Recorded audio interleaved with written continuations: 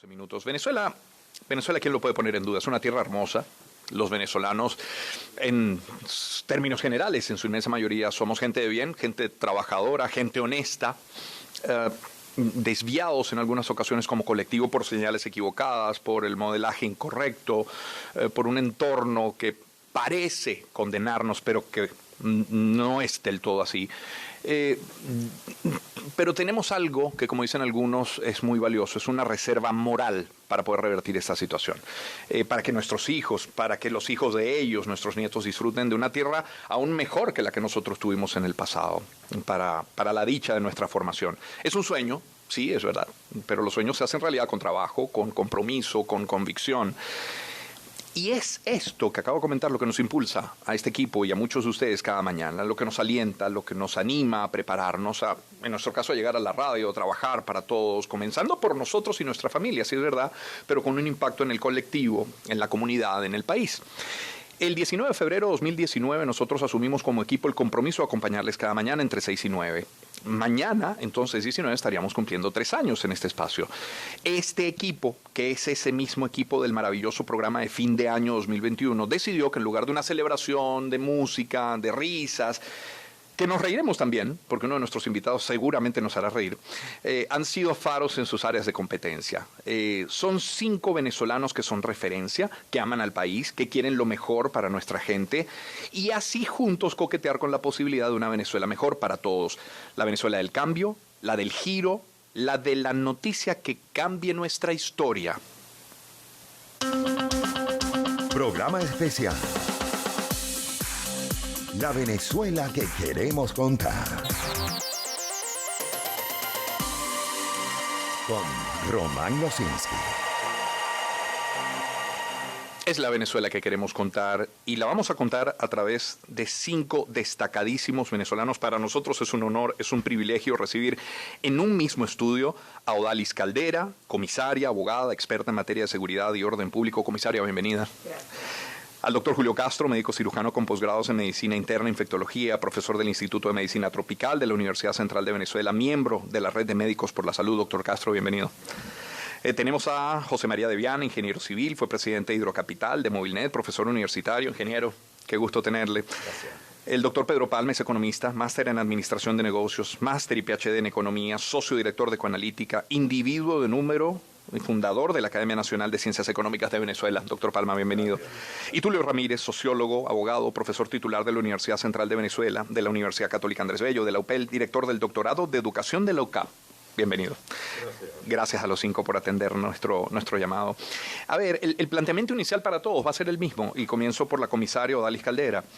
¿Cuál es el titular, comisaria? ¿Cuál es esa noticia que usted espera, aspira leer en la prensa? Esa decisión que tome el Ejecutivo este o cualquier otro y que represente un cambio, un giro, una vuelta de 180 grados en el rumbo que llevamos. Ese titular, esa propuesta que frene la inercia de los últimos años y revierta nuestra realidad. ¿Cuál es esa noticia en el área de seguridad y orden público que usted espera leer? Sí, con el permiso de los periodistas de sucesos que verdaderamente siempre se han destacado en esta área y que en muchas ocasiones el editor no altera el titular que sugieren. Libre tránsito para los ciudadanos de Venezuela, sus visitantes, por todo el territorio nacional. ¿En qué sentido? En que lograron desarticular las bandas de delincuentes que azotaban carreteras como la Troncal 9, Valles del Tuy, Autopista Regional del Centro, carreteras nacionales hacia el Zulia, entre Caripito y Bolívar, a nivel nacional, que interrumpían pues el desplazamiento de los venezolanos para, bien por trabajo, bien por visitar a la familia o bien por paseos. Esto significa que el ente encargado de coordinar la seguridad nacional articuló con las policías municipales, estatal y nacional encargadas de resguardar la integridad física y sus bienes de los ciudadanos y también la psicológica, porque aquí el venezolano está muy afectado con esto, ¿no? Entonces, me extendí mucho en el titular, pero es toda esa necesidad que tenemos en Venezuela de que se nos garantice el libre tránsito, la seguridad de nuestras vidas, de nuestros bienes, y por supuesto incorporación de esa reserva moral en todos los ámbitos necesarios, en el ámbito policial, en el ámbito de salud, en el ámbito de educación, en todos los ámbitos sociales de los jubilados, que son una gran reserva moral para el país y que muchos están prestos y dispuestos a sumarse. Creo que me extendí, Román, pero perfecto. Es el sueño y con voluntad sé que tomando esa decisión se puede hacer. Y vamos a volver con usted, comisaria, para luego el cómo, a partir de lo que tenemos. Doctor Julio Castro, bienvenido. Lo mismo, ese titular que anhela, que espera leer y que podría cambiar el rumbo que en materia de salud lleva nuestro país. Sí, Román, gracias por la invitación. Quizás lo que yo quisiera ver sería gran acuerdo nacional para un sistema único nacional de salud. Creo que en salud en particular ha habido hitos importantes en la historia de los países. Declaración de Alma Ata en los años 60, que era la salud para todos, que todavía no ha llegado, pero parte de un acuerdo necesario de todos los actores del país que tiene que ver con lo financiero, tiene que ver con lo político, tiene que ver con los grupos organizados, tiene que ver con las instituciones, tiene que ver con las universidades, tiene que ver con toda la sociedad, porque la salud nos transversaliza a todos y en la medida que no tengamos ese concepto, independientemente de quién opere la salud o quien la haga desde lo práctico, tiene que haber un gran concepto nacional. Y ese concepto nacional parte de algo que no tiene que ver necesariamente con la salud, que es cuál es el país que queremos en función de lo que tenemos en el bolsillo. Aquí todo el mundo entiende de microeconomía. Y tú cuando te gradúas sabes que no te puedes ir de viaje para Vietnam cuando estás recién graduado de bachiller. Sabes que te puedes ir para Caucagua o puedes ir para Río Chico, para Cuyagua en una carpa. Y a lo mejor cuando tienes 70 años, esa progresividad de la salud que tenemos que conceptualizarla es parte de lo que debemos empezar. Ese es el paso 1.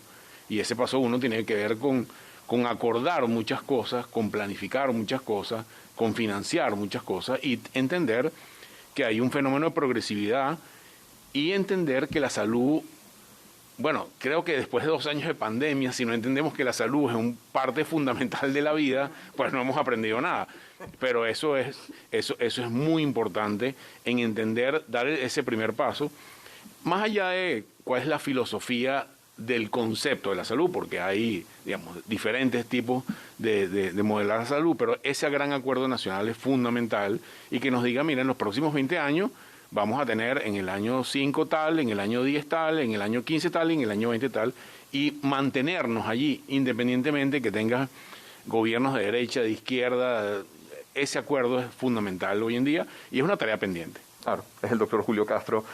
Doctor Castro, puso sobre la mesa una palabra clave en cualquier área de competencia de lo que vamos a tratar acá, y es la planificación, que es un verbo que parece no estarse conjugando demasiado en los últimos tiempos.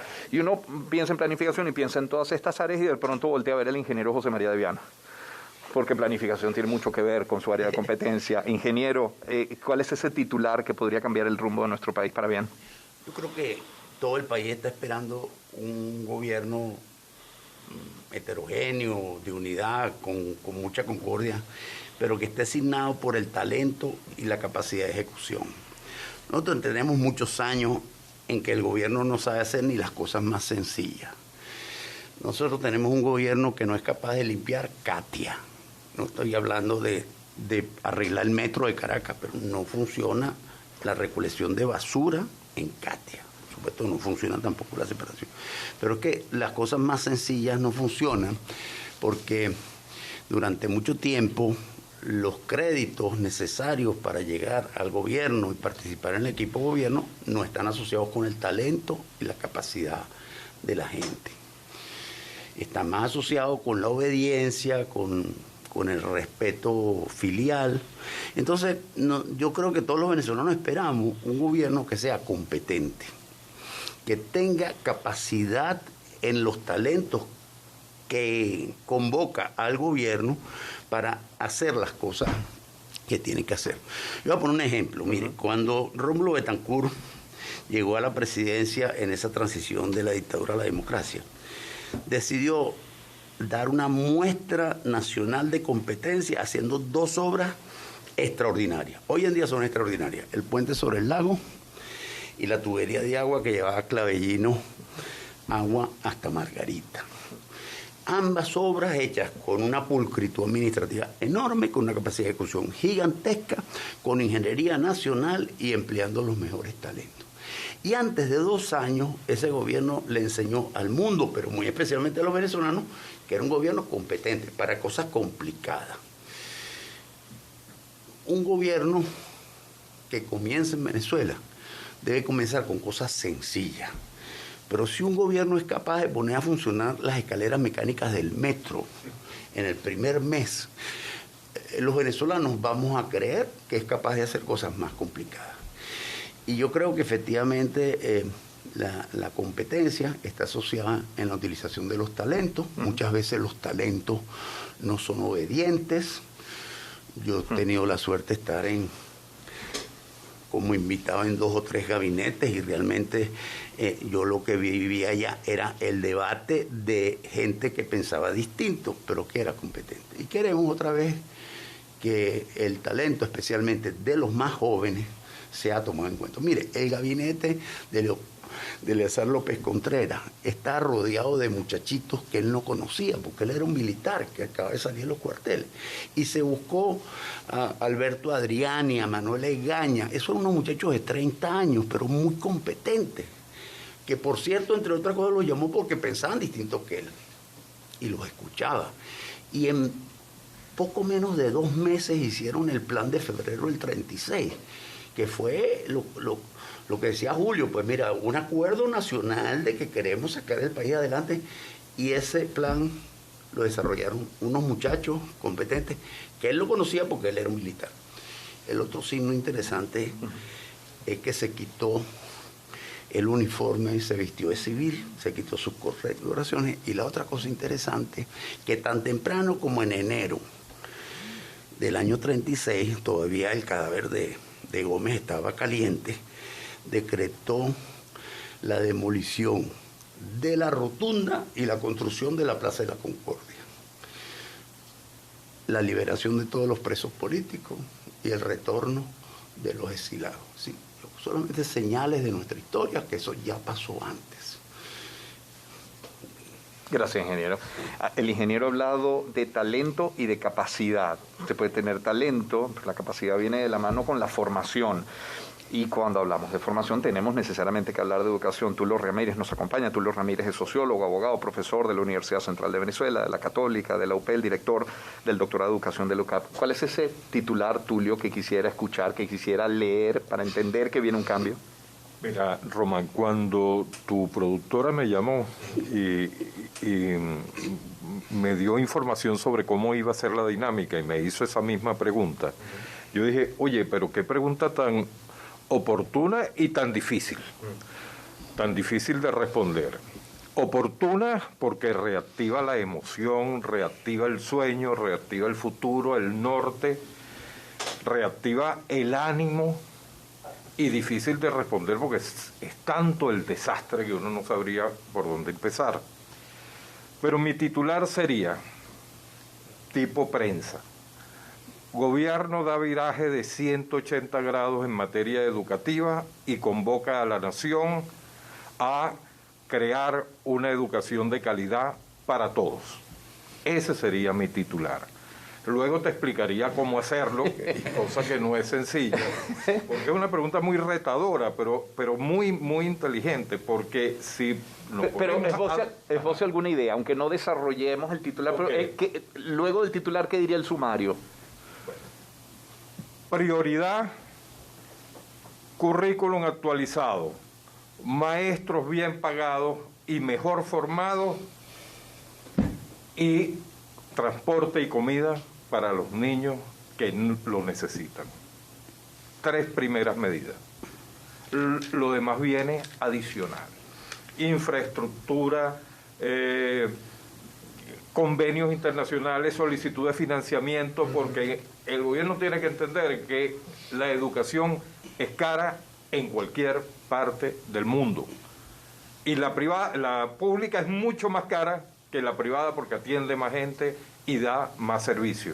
Bueno, hay que abrirse al mundo y solicitar ayuda, porque solo con el presupuesto no lo podemos hacer, ni en 20 años podríamos tener un presupuesto suficiente para atender las necesidades en todos los niveles de la educación. Financiamiento, presupuesto, ayuda. Entenderán que no fue casual que haya dejado al doctor Pedro Palma de último, ¿cierto? Porque doctor Palma... dejaron ese muerto aquí. Doctor Palma, para que podamos circular libremente por todo el territorio, hay que dotar a las policías, eso requiere dinero.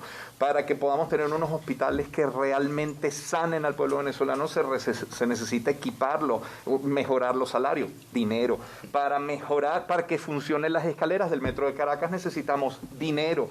Para que hayan unos profesores bien pagados necesitamos tiempo, la decisión política, es decir, la voluntad y dinero.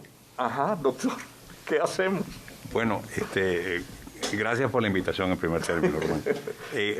Cuando oí a todas las personas que me precedieron, a los ilustres compañeros del panel, yo decía, menos mal que me dejaron a mí de último, porque por lo que tú acabas de decir, todo lo que se dijo aquí tiene muchísima relación con esa noticia que yo quisiera ver.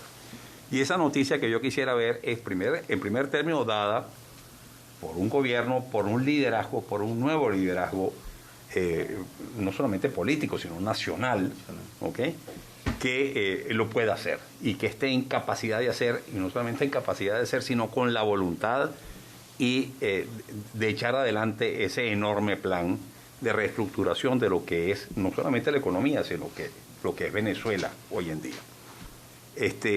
Eso implica que, dado ese gobierno que hace ese anuncio, ¿cuál es el anuncio? El anuncio es que se va a un proceso de reestructuración, primero a un plan de rescate de lo que es el país, y luego una segunda etapa que es el lanzamiento de un plan de desarrollo sustentable para el país con una visión de largo plazo, de 2, 3, 4 décadas, en las que están dadas las condiciones, o ya se han dado las condiciones, o se están dando las condiciones para que ese plan sea viable y se pueda poner en marcha. Uh-huh.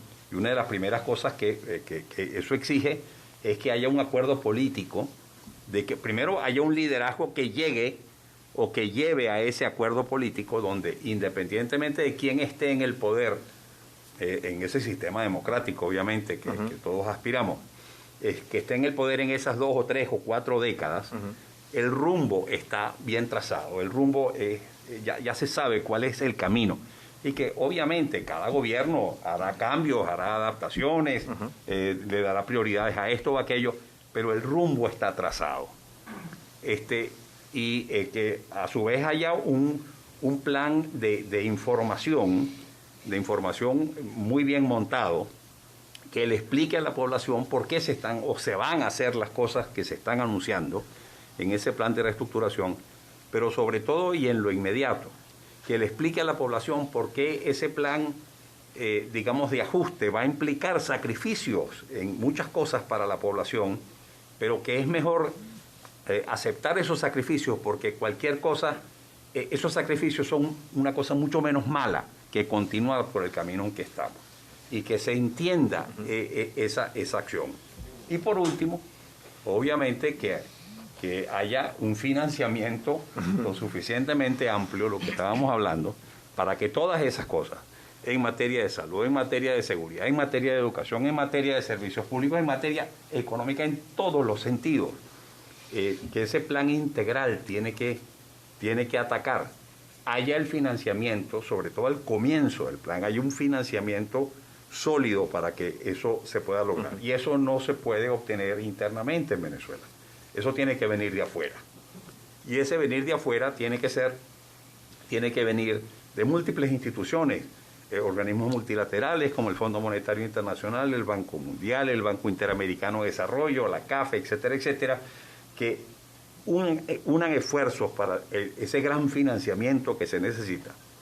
Y en segundo término, de que haya créditos puente establecidos por asociaciones de gobiernos internacionales, como el crédito puente que se le dio a México, por ejemplo, en varias de sus crisis, que fueron miles de millones de dólares que se le dio un crédito puente para sacar o para posibilitar, darle basamento a ese plan de ajuste. Y luego también, bueno, que la empresa privada haga aportes importantes en el financiamiento a través de crear las condiciones para que haya una inversión extranjera lo suficientemente amplia y se den las condiciones para que esa inversión extranjera realmente se dé financiado por esas empresas que tienen que venir al país a unir esfuerzos con lo nacional para echar este país adelante. Bueno, esa es la noticia que yo quisiera ver, que hay un liderazgo y un gobierno y un sistema ya establecido en el país que va a poder echar adelante en forma exitosa esa cosa nada sencilla que yo acabo de describir. Ya nuestros invitados, Odalis Caldera, Julio Castro, José María de Viana, Tulio Ramírez, Pedro Palma, han colocado los titulares.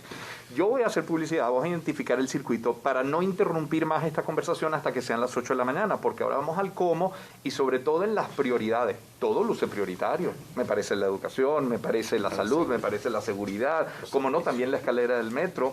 ¿Cuál es la prioridad? ¿Se puede echar a andar todo junto a la vez?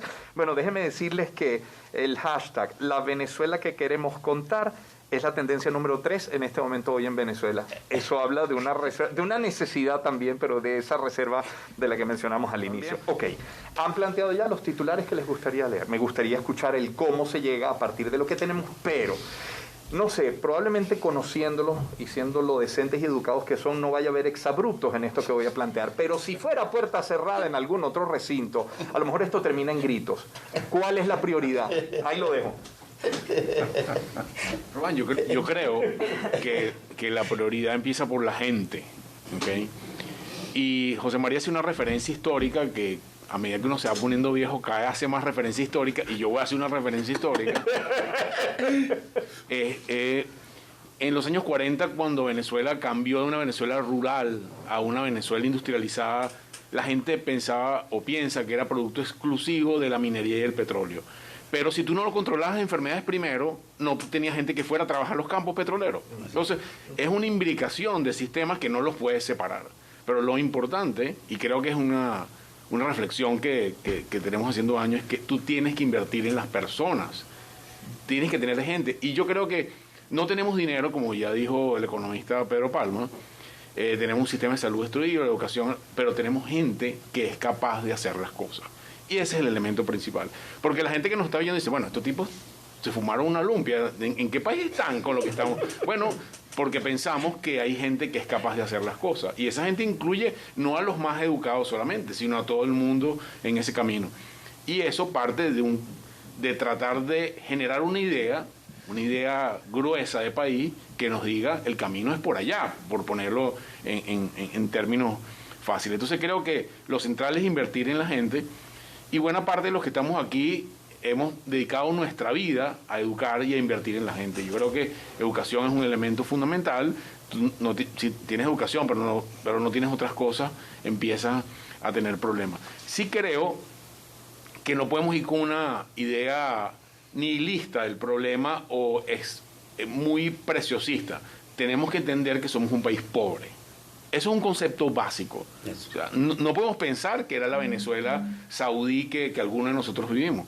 Y en un país pobre, tú sabes que tienes que tener unas prioridades. Y las prioridades en salud son duras porque implica decir cosas, y a alguien no le va a gustar lo que voy a decir, que no vas a tener la superquimioterapia para un tumor particularmente raro de un niño. Pero tú tienes que garantizar que los niños no se mueran de diarrea y que todos tengan vacuna.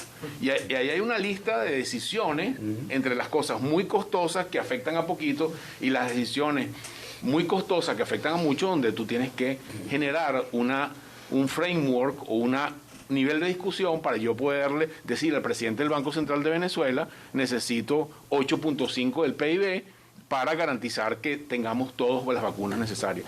Hay que establecer prioridades y esas prioridades van a ir avanzando en la medida que el país vaya avanzando y se empiezan a imbricar cosas como un legón de, bueno, empieza a mejorar la educación, empieza a mejorar los servicios. No podemos pensar que en el día 1 va a estar todo perfecto. Sí. Eso implica una progresividad, pero eso implica responsabilidad de los que son voceros, que son los políticos importantes, y no vender una Venezuela ficticia que no va a existir en el primer momento, que implica sacrificio, ya lo dijo Pedro y lo dijo José María, y creo que partir de una base real. Creo que tenemos personas que son capaces de hacerlo, tenemos recursos para hacerlo, pero hay que conectar cosas para empezar a andar, que es lo que de alguna manera tenemos esa inercia negativa. Es la voz del doctor Julio Castro. ¿Están de acuerdo? ¿Coinciden? Yo Doctor coincido Palma. plenamente con eso, Pedro Palma. Yo creo que, aparte de lo que dijo Julio, que es fundamental, las prioridades, la planificación de qué va primero, qué va después, etcétera.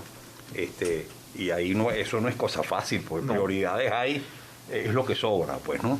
Pero hay que hacerlo, hay que escalonar esas prioridades y luego hay que buscar el mecanismo para transmitir la idea de que esto no es cuestión de un gobierno que va a hacer, esto no es cuestión de un sector que va a hacer, sino esto es cuestión de todos los venezolanos, que tenemos que estar directamente involucrados en ese proceso de echar este país adelante. Y que aquí nos toca a todo el mundo tener prioridades, tener acciones, tener compromiso, digámoslo así, para que todos los miembros de la sociedad civil, de la sociedad política, y de todos los miembros de la sociedad del país, tengan un papel que jugar y que esté claro cuál es ese papel a jugar y que por lo tanto haya ese liderazgo que lleve a que esa participación de todos se dé y se dé desde el comienzo. Es tan difícil el tema de las prioridades, doctor Palma, que si usted fuera ministro de Finanzas y tuviera 10 bolívares, porque yo aspiro que volvamos a hablar algún día de bolívares en este país, digamos que usted tiene 10 bolívares, y entonces está la propuesta de Odalis Caldera, y está la propuesta de Julio Castro, y la de Tulio, y la de José María de Viana. ¿Cómo reparte esos 10 bolívares? ¡Qué complejo! Es complejísimo, eso es tremendamente complejo por lo que digo Julio. O sea, ¿qué prioridad? Es la salud, es la educación, son los servicios públicos, a todos, sí. Es la seguridad de la gente.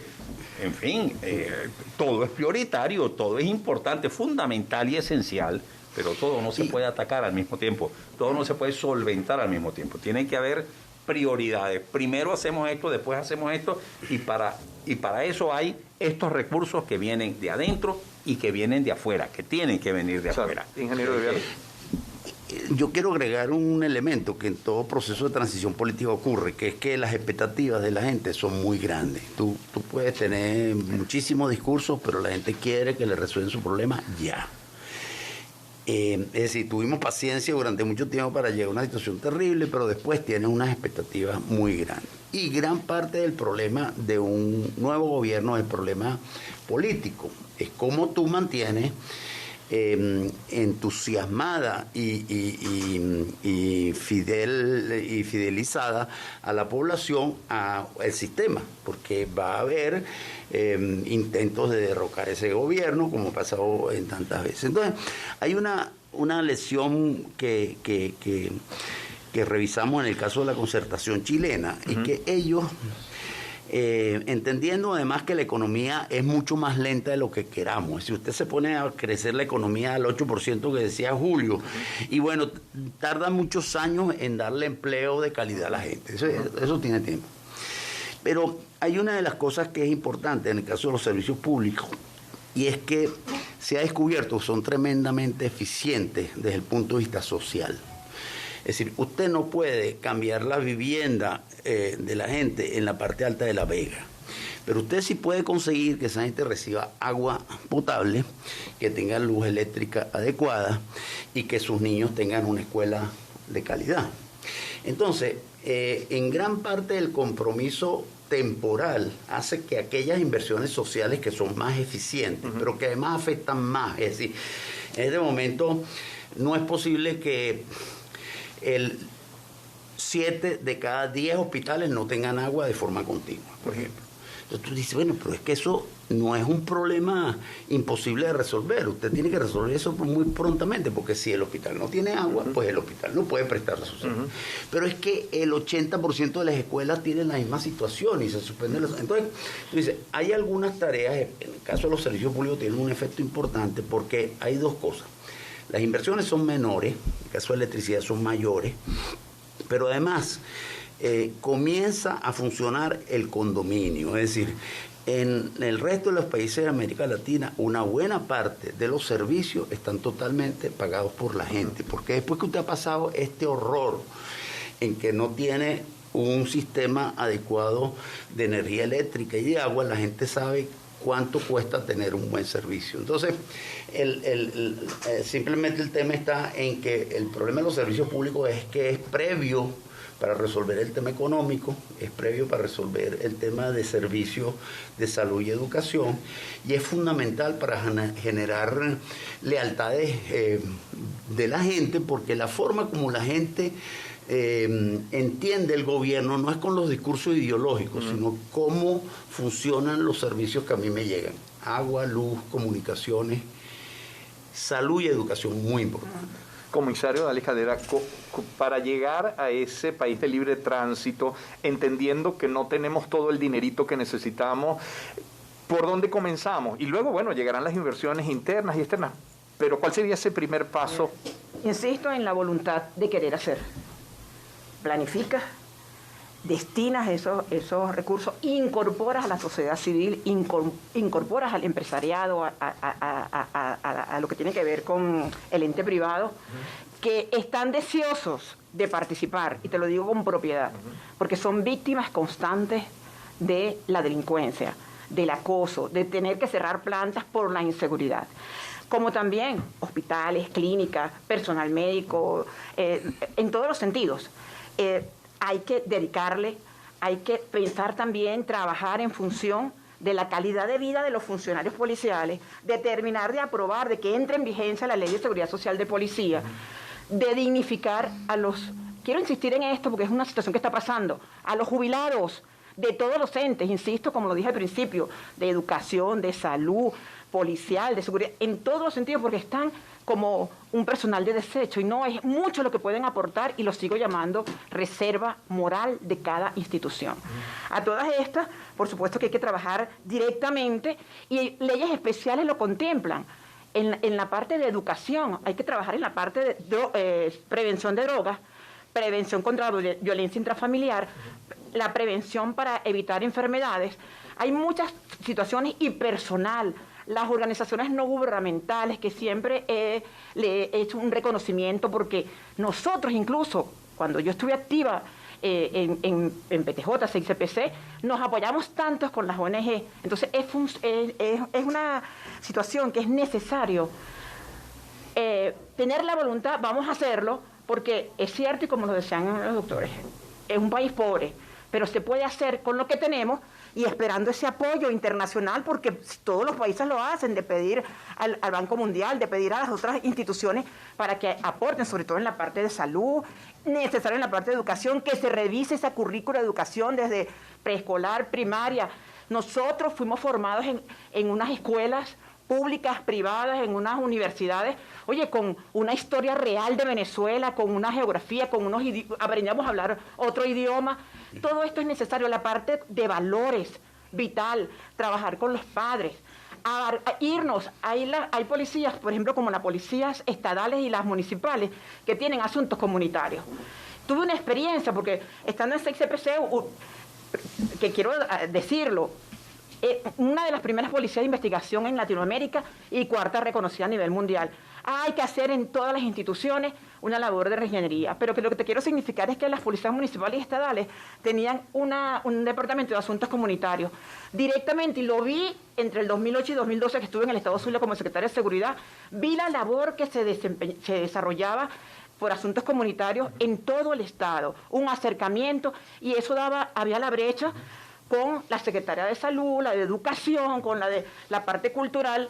Sí se puede hacer, es cuestión de voluntad. Por supuesto, se necesitan los recursos. Claro. Ojo con los servicios. Esta mañana, porque amaneció muy tarde hoy, y yo pasé por ciertos sectores sin luz, y uno siente, ojo, uno es humano, uno siente cierta... porque todos los venezolanos estamos llenos de miedo. ¿Sí lo siente usted, comisario? Sí, sí, porque es como tú decías al principio, la soledad, y que tú no sabes de dónde, entonces uno maneja, gracias a Dios maneja la defensiva, pero es una situación que estamos viviendo. Los servicios públicos, doctor Deviana, la basura, no quiero hacer cuña, pero quisiéramos Fospuca en Libertador. El Libertador. Quisiéramos Fospuca en muchos estados, para vivir lo que se vive en los municipios que tienen a Fospuca, que verdaderamente solamente el problema de la basura no está, hay que apoyar con el agua. Eso incide, aunque no lo crean, incide en la salud, incide en la parte de inseguridad. La electricidad, todos los servicios son importantes y todos tienen una estrecha relación con la seguridad. Entonces, sé que el tiempo es cortico, pero tenemos que llenarnos mucho de voluntad, no podemos dejar de soñar, y quiero cerrar con decirte que creo en que todo es posible y que podemos lograrlo. Amén, amén, ojalá. A ver, nuestros invitados hoy son Odalis Caldera, la acaban de escuchar, Julio Castro, José María Viana, Pedro Palma, Tulio Ramírez. Tulio, hemos puesto una carta en blanco sobre la mesa para los venezolanos, y esos venezolanos que hoy están escribiendo tienen a la Venezuela que queremos contar como segunda tendencia en el país. Y como es una carta blanca, la gente dice, ¿sabes qué es lo que yo sueño? Bueno, que la selección venezolana de fútbol de mayores llegue con la vinotinto a la clasificación del Mundial, que Venezuela se hace paso en Latinoamérica en tema de preservación ambiental, primer país en la región en cambiar 50% de su sistema eléctrico por paneles solares. La gente dice, bueno, mira, yo sueño con que algún día se dé la noticia de que en Valera, Estado Trujillo, acaban de inaugurar el complejo cultural Pilar Romero, una cuadra donde la cultura está más cerca de ti, y así Alba y Andrés Crece, por ejemplo, el buen amigo, dice, para no ir imposible, y porque si se lograra, sería un indicio para asegurar que estamos comenzando a civilizarnos. Una buena noticia sería, en Venezuela, los conductores respetan la luz roja de los semáforos y los pasos peatonales, y así tantos otros. Hay las ganas, hay el sueño. Ahora, pero también tiene que haber el compromiso. Yo puedo soñar con esa Venezuela, pero ¿qué estoy haciendo yo? ¿Usted es sociólogo, doctor Ramírez? Sí, por supuesto. Bueno, te das cuenta que el programa reactiva la imaginación, el optimismo. Los escuchas están participando también.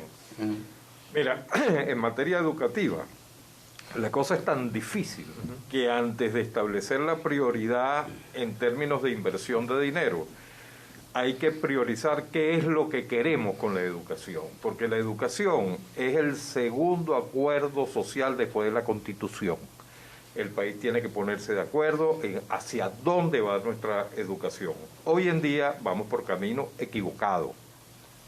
Todos los planes de la patria le otorgan a la educación la función de crear valores socialistas en los estudiantes y moldear todos los currículums hacia la formación de ese hombre nuevo. Ese es un camino equivocado, ese es un camino autoritario, un camino que conduce al pensamiento único, y eso, estoy seguro, no es lo que quieren los venezolanos para sus hijos.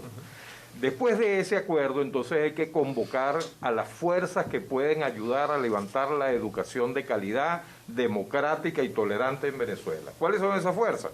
Los empresarios, las ONG, las organizaciones, toda la sociedad civil organizada, los padres y representantes, los gremios docentes, a todos los niveles, para llegar a ese acuerdo. Después que lleguemos a ese acuerdo, donde enrumbemos a la educación como factor para lograr el progreso, no solamente económico, social, sino ciudadano también, después de ponernos de acuerdo en eso, entonces establecemos las prioridades. ¿Qué va primero y dónde vamos a invertir? Y eso no es tarea sencilla. Ojo, tampoco es sencillo reunirlos a todos en una mesa, y sobre todo en contextos políticos tan excluyentes como el que tenemos hoy en día. Entonces, una cosa es planificar en este contexto actual y otra cosa es planificar en un contexto diferente. Bueno, todos apostamos y debemos ayudar para que tengamos un contexto diferente, donde sea más fácil el intercambio y ponernos de acuerdo y convocar a todos esos factores que el doctor Palma, Deviana, Odalis y el amigo Julio convocaron. Bueno, en todo caso, aquí hay un tema fundamental que nos ataca hoy en día. Los maestros se están yendo de las aulas y los estudiantes también. Hay que rescatar y recuperar a maestros y estudiantes. Sí. A los maestros con buenos salarios y mejores condiciones de trabajo, y a los estudiantes con transporte, comedor y un currículum atractivo. Porque una de las cosas que está sucediendo en Venezuela es que la escuela, si bien no ha perdido esa imagen de ser el mecanismo de progreso social por excelencia, las dificultades existentes están impidiendo que los estudiantes disfruten de ese derecho. Y hay que hacer que todos retornen a la escuela. y no es un eufemismo, aunque estemos en pandemia, el retornar es matricularse y continuar sus estudios, porque el futuro de Venezuela, al final de cuentas, depende de nuestro talento, más del talento y menos del petróleo. Sí, siento que podríamos estar horas soñando, sin embargo, lo que me quedan son 3 minutos de esta hora para despedir. En la próxima parte, por cierto, vamos a reponer el programa junto a Chelique Saravia, aquel 13 de marzo del año 2020, cuando aparecían los 2 primeros casos de coronavirus en el país. Estábamos nosotros celebrando en Lechería con Chelique Saravia sus 80 años, los 65 años de ansiedad. Ese programa lo vamos a reponer. 30 segundos para cada uno, para una reflexión final, un titular adicional que quieran compartir. Comisario Odalis Caldera. ¿Puede usted estar en la puerta de su casa con las rejas abiertas sin riesgo de ser asaltado? Julio Castro. Un mensaje positivo es, creo que tenemos el recurso humano en Venezuela para empezar a hacer el primer pedaleo de un camino largo y en ascenso. Los ciclistas saben a lo que me estoy refiriendo. Hay grupos que han estado trabajando en eso años, no estamos empezando de cero, ¿ok?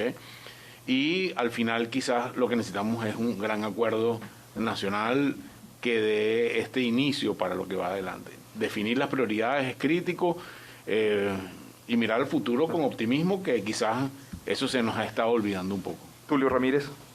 Muy breve.